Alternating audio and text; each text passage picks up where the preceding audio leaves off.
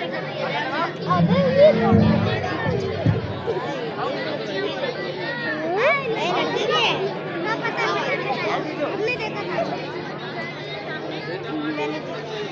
नहीं बताई हम, बैसाखी नहीं मनाई ये बार।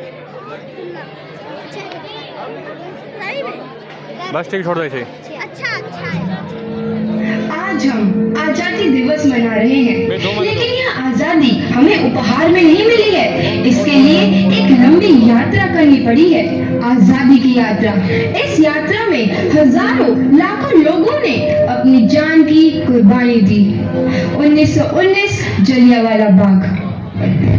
आज हमारी बैसाखी का दिन है, लेकिन पूरा पंजाब बैसाखी नहीं मनाएगा। हम सब बैसाखी नहीं मनाएंगे।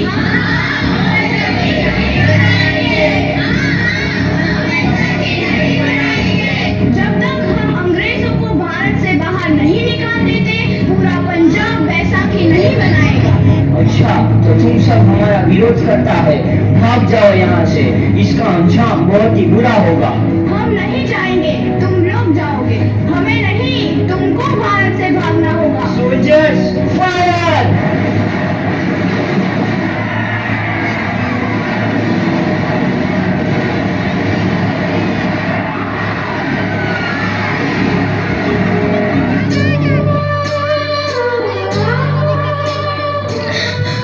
ये जमीन हमारी, ये धरती हमारी, ये खेत हमारे।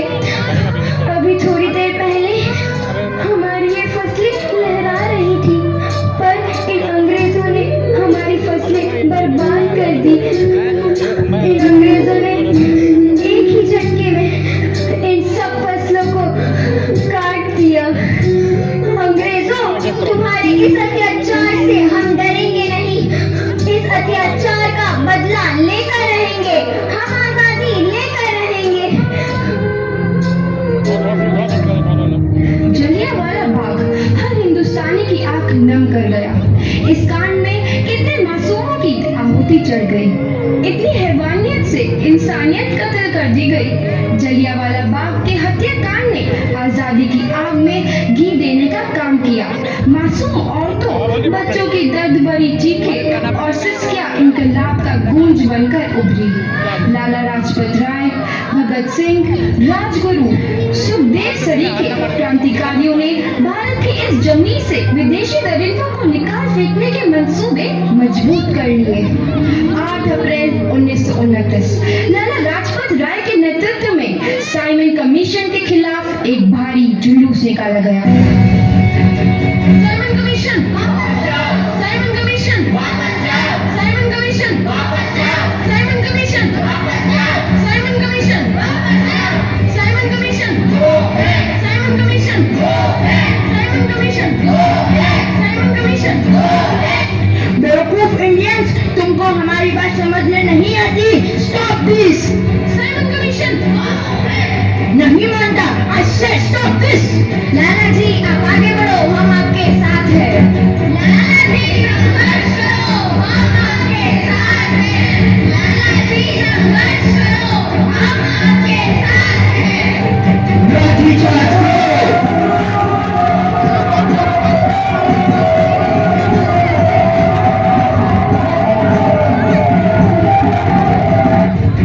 मेरे लाला जी को तो बहुत गहरी चोट लगी है, उनका सर फट गया है। मेरे शरीर में लगी एक एक लाठी अंग्रेजी सरकार के कफन में कील का काम करेगी। ये आजादी की लड़ाई रुकनी नहीं चाहिए। ये जिम्मेदारी मैं तुम सबको सौंप कर जा रहा हूँ। लाला लाजपत राय की दर्दनाक मौत के बाद भगत सिंह, सुखदेव, राजगुरु वतन के इन मतवालों के खून में ऐसा उबाल आया जिसका सामना करना अंग्रेजी सरकार के लिए मुश्किल हो गया। अंग्रेजों को करारा जवाब देने के लिए स्कॉट और सैंडर्स को मारने की रूपरेखा रची गई।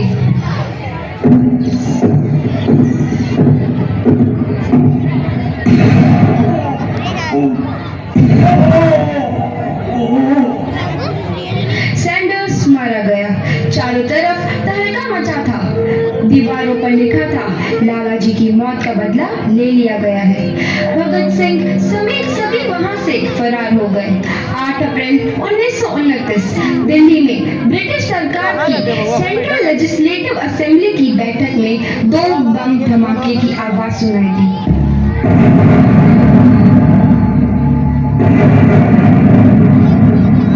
इन धमाकों ने अंग्रेजी हुकूमत को हिलाकर रख दिया। इस घटना को अंजाम देने वाले भगत सिंह, राजगुरु और सुखदेव ने अपने आप को अंग्रेजों के हवाले कर दिया। 1930 को अदालत ने अपना फैसला सुनाया। मुलजिम भगत सिंह, मुलजिम राजगुरु, मुलजिम सुखदेव को दफा 121 और दफा 302 के तहत ये अदालत तीनों को मुजरिम करार देती है और इस गुस्ताखी के लिए ये अदालत इन तीनों को सजाए मौत की सजा सुनाती है। सरफरोशी की तमन्ना अब हमारे दिल में है, देखना है जोर कितना बाजुए कातिल में है।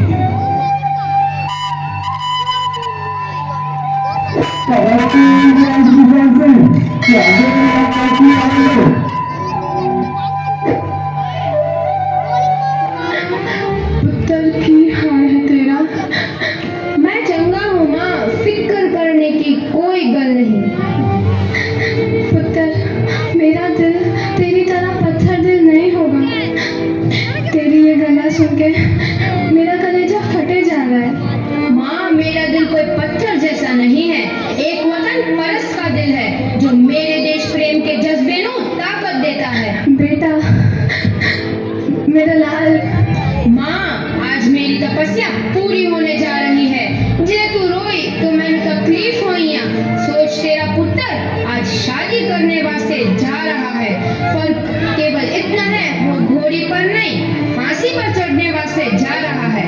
आज तू क्रांतिकारी की माँ है, कल तू एक शहीद की माँ होगी। माँ पुत्र भगत तू इतनी छोटी उम्र में हम सबको छोड़ के चला जाएगा। तूने जिंदगी में देखा ही क्या है पुत्र? मैंने अपनी माँ देखी है जिसने मुझे एक ही बात बताई है कि बेटे अपने देश के लिए एक बार मरना 100 बार जन्म लेने के बराबर होता है। अच्छा माँ अब आशीर्वाद दे, आखिरी बार विदाई लेने का समय आ गया है। भगत मेरे लाल।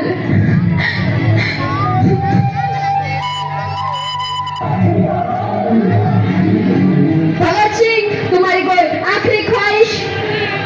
हमारे हाथ खोल दिए जाए। हम तीनों दोस्त एक दूसरे से गले मिलना चाहते हैं। उनके हाथ खोल दिए जाए।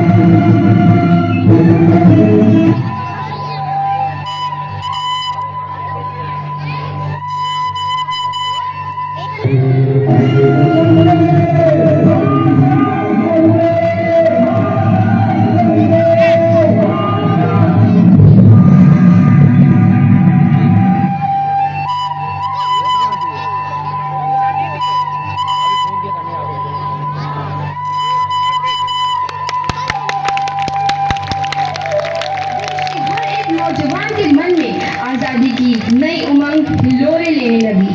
अंग्रेजों भारत छोड़ो का नारा जोर पकड़ रहा था। सबने एक आजाद भारत का सपना देखना आरंभ कर दिया था।